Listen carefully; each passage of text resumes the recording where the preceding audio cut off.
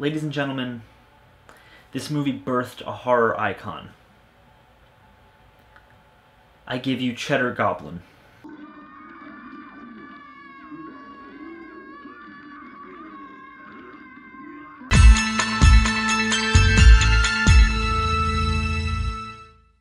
So what you gonna do with that, man?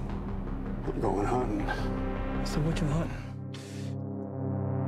It's crazy evil.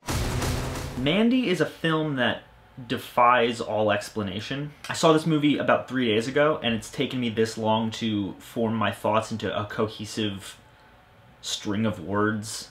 Mandy is the second feature film by Panos Cosmatos, the same man who gave us the cult success Beyond the Black Rainbow in 2010. It stars Nick Cage, Andrea Riseborough, and Linus Roach, and it tells the story of a couple, Red and Mandy, who are enjoying a peaceful, solitary life in the Pacific Northwest when, you know, things are torn apart and they're set upon by a hedonistic, sadistic band of Jesus freaks. Beyond the Black Rainbow gained a lot of notoriety, both positive and negative, from being incredibly visually stylized, and Cosmatos brings that style back full force in this movie. This is, hands down, one of the most insane, stylish, visually stunning films I've seen since The Neon Demon. Honestly, the best way to sum up Mandy would be Wes Anderson on really bad LSD. It's basically Mad Max meets Hellraiser. It's beautiful and crazy and emotional and raw and metal as fuck. There's honestly so much to appreciate about this film that I don't really even know where to begin, and I'm afraid I'm gonna miss at least like 12 things along the way. I guess the appropriate place to start would be the visuals, and my god.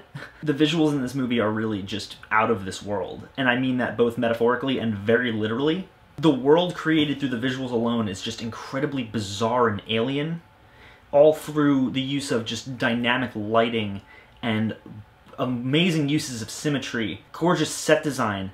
There are a couple of really incredibly stylish, beautiful animated sequences that break up the acts of this film. Cosmatos transforms the Pacific Northwest into this nightmarish hellscape full of Jesus freaks and demonic bikers clad in fetish gear, ton of 80s aesthetic, a lot of metal, and of course Nick Cage.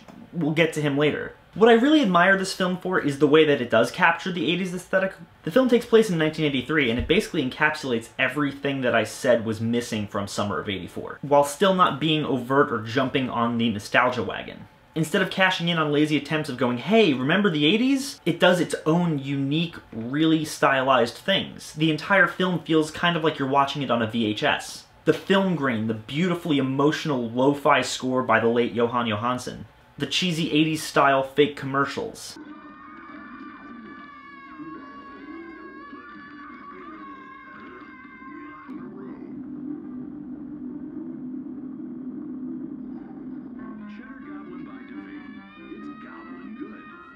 The over-the-top action and gore.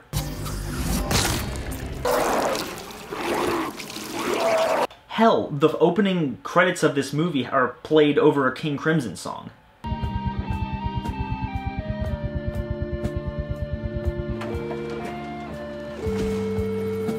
When you mash all these things together, it creates this really nostalgic but still wholly unique experience. And it's clear that it was made with a lot of love by people who were big fans of the heavy metal films and comics of the 1980s. I mean, for fuck's sake, you have an entire scene where Nick Cage crafts his own battle axe. The editing and effects are absolutely wonderful.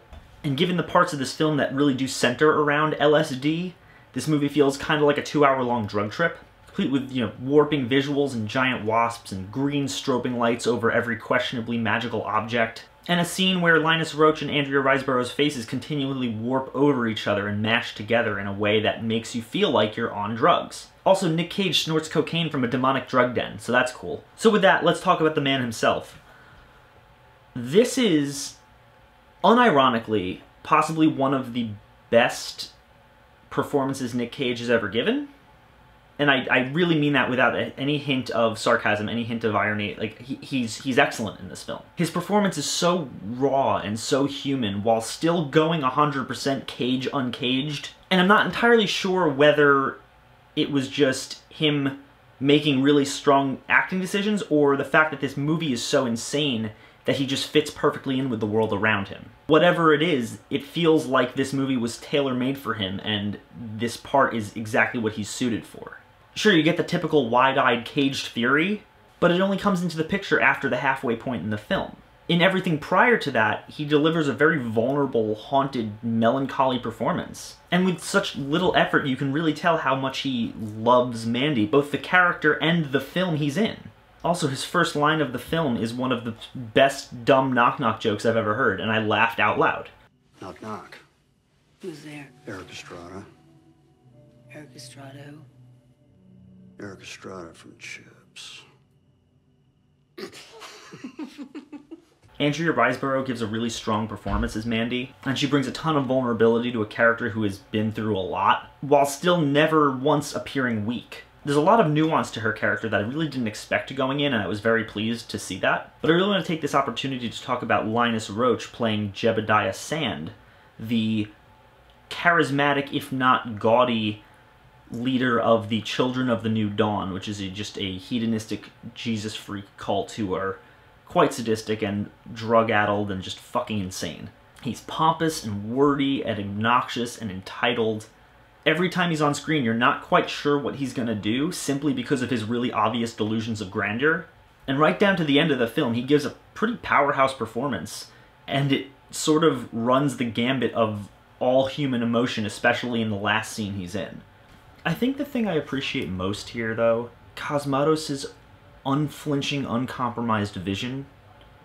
Artistically speaking, this is probably one of the most important films to come out this year because it is just raw passion on film. It's clear that Cosmatos knew the film he wanted to make here, and as far as I can tell, he fucking made it. As a visionary, I have a ton of respect for him because he does not care what people may or may not resonate with. He just goes for it. It was the same case with Beyond the Black Rainbow. He made a film that is essentially visual sex, and he made the movie that he wanted to see, not the movie that audiences wanted to see. And that is not only incredibly respectable, but incredibly cool artistically.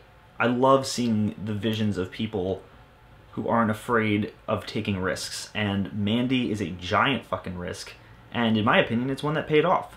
The only real issue I did have with the film is a minor pacing issue, and I mean, given how long this movie is and how much happens in it, that's really, you know, that's not that big a deal. Mandy's essentially two distinct films. The first is a melancholy art house horror film that's centered around a haunted couple's dealing with a demonic cult. And the second is a revenge-based, drug-fueled action horror film where Nick Cage goes off the handle and there's a ton of gore and action and violence. The latter, which is what the movie was marketed as, does take a little long to get to, starting a little after the halfway mark in the film. Hell, the actual title card of Mandy doesn't even pop up till about an hour in. And in the grand scheme of things, like I said, this isn't an issue at all. I just think that people who aren't necessarily 100% on board for Panos Cosmatos' wild ride are probably gonna be a little bored at the beginning. Me though, I'm all for everything this movie did, I really am. I loved the hell out of this. It really did blow me away in just about every aspect. It's heavy and emotional and raw and human and just absolutely gorgeous to look at, and I'm gonna say that Mandy is a must-see.